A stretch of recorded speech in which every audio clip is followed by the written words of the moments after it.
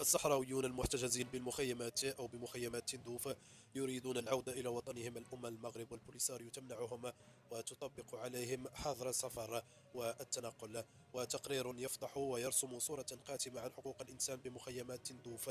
وإن فلتت الأوضاع داخل مخيمات تندوف لتفضح هشاشة قيادة البوليساريو وعجزها عن تدبير المخيمات التي تحولت إلى أوكار للعصابات وتصفية الحسابات والمواجهات المسلحة.